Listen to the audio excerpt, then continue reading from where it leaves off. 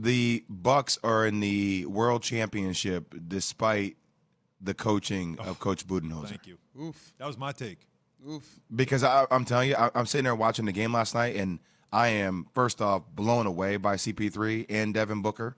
But pregame, I said the in-game adjustments that Coach Bud would have to make would determine whether the Bucks would be successful in this series or not.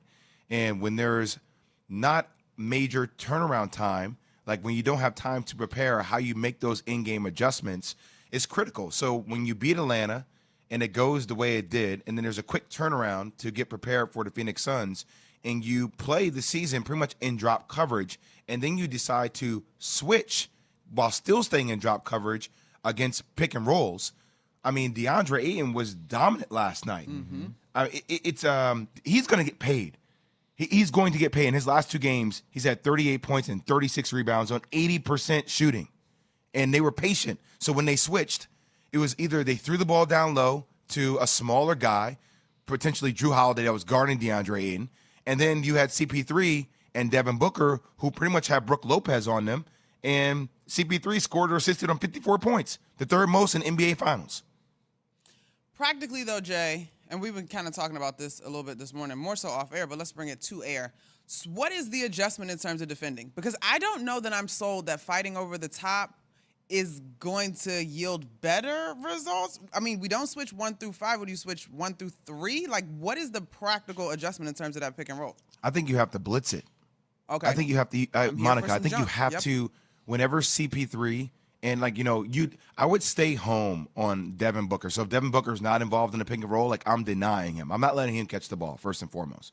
Even if that is, you have PJ Tucker, who's guarding Chris Paul, which started off last night. You have to blitz it. And what I mean by it is if you trap CP3 on a ball screen, like, just make them beat you with their rotation. Mm-hmm. Like, because my thing is I can't have Devin Booker and CP3 going off for the points they did last night, being in one-on-one ideal situations against Brook Lopez. Mm-hmm. I can't do that. So, I mean, Brook Lopez didn't play the entire fourth quarter. But you're going to need to play him in games because of the size advantage that you have. I mean, literally being on the court, like, you would have thought that the Bucks were the varsity team and the Phoenix Suns were the JV team, just height-wise, right? Because they were so much bigger. But when you space out the court like that, it works to the smaller team's advantage because it allows CP3 and Devin Booker to cook. It is really, like, again, the isolations that they were able to get, just seeking out the matchups they wanted. That's what this was. It was, again, you mentioned the coaching part of it, and that's certainly, how I felt when watching it. At no point, even when they were making a little bit of a push, there was no point where I'm like, oh, the Bucks didn't get back in this. The Bucks got this. None of that. I had no confidence in them watching, and that's really been the storyline from, after the Heat series forward. It just felt like the adjustments you were waiting for needed to happen. I said they happened because of injuries, not because of anything that they did. Now, Jay, I want you to react to something that Stephen A. Smith said on SportsCenter last night, because it is something you and I have both talked about when it comes to the Bucks. Take a listen. It is mind-boggling to me how I don't want to be insulting, but absolutely clueless the Milwaukee Bucks appeared last night in being prepared for this game. You know that CP3 and Devin Booker, you know what they're going to give to you, particularly when they're hitting their perimeter shots. But a guy like CP3 is literally picking defenders. Who am I going to pick on next? Right. And absolutely, positively no adjustment was made whatsoever, and that's why he looked so spectacular. Jay, I believe that Stephen A. is right and wrong. He's right on everything he says about the lack of adjustments. He's wrong in that it's mind-boggling.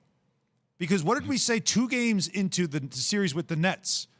I mean, they were getting smoked in those 2 games. Smoked. I mean, just absolutely. We've been saying this the whole playoffs about them, haven't we? Right, the whole playoffs. So the Nets lose Kyrie. Harden's got a hamstring injury. He's compromised. But losing Kyrie turned that whole series, as we know. And Kevin Durant almost eliminated you by a toe. You would have been out if his toe is inside that 3-point or outside that 3-point line. So we know that. There was no adjustments made. It was no adjustment. They lost a key player. And then the Atlanta series, you couldn't do anything with that offense. You couldn't do anything with Trae Young. He got hurt. Mm-hmm. That was to your advantage. Preach. So I am not saying that you don't deserve to be in the finals. You get there because of your ability to stay healthy, your durability, Plus all that stuff, right? some fortuitous bounces. But when we are talking about being surprised that watching that game and seeing how the Suns got whatever the hell they wanted, got the isolations, got the matchups. Oh, where's he? Like Chris Canty always used to tell me that a bad offensive lineman, guys would fight over the bad offensive lineman. Like it's my turn. Like who's going to take turns because everybody wants to get a sack? They called that guy the fish. Well, in basketball, you tend to have that guy. And that guy, like, oh, Bobby Portis out here? Where's that fish? Bring him my way. Whoever you got, you're screening for me, so I get. They're going to switch, and now it's me against Bobby Portis. And Bobby Portis can't guard guards. He can't guard Chris Paul. So I feel like it's not mind-boggling. And my concern about this series is, unless, just like we saw in the previous two series, someone gets hurt, hopefully not, but unless someone gets hurt, what change, what switch, what history shows us that the Bucks will adjust to this? There is none, and you're exactly right. And people were saying this before. That wasn't me hating on the Bucks. Like, look, I think Giannis is spectacular. I think Chris Middleton has proven that he can be a number one option and own that. I think this team has all the pieces to win a championship. But when you watch the in-game adjustments in the playoffs, like that's what leaves my head just spinning. They're in-game adjustments that you just make on switches or, hey, last night, like let's go zone. We have size and we have length. Like let's give them different looks via zone, 3-2 zone. Give me a different matchup zone. Try different things. Even go a box in 2.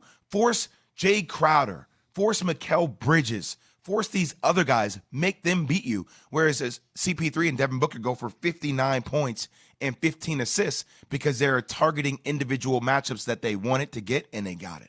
NBA boxing too. I would love to see it. Yeah, why not? Mix it Monica, up. we think about how teams flip out when they see a 2-3 zone. You're absolutely Monica. right. You're absolutely right. Thanks for watching ESPN on YouTube. For live streaming sports and premium content, subscribe to ESPN Plus right now.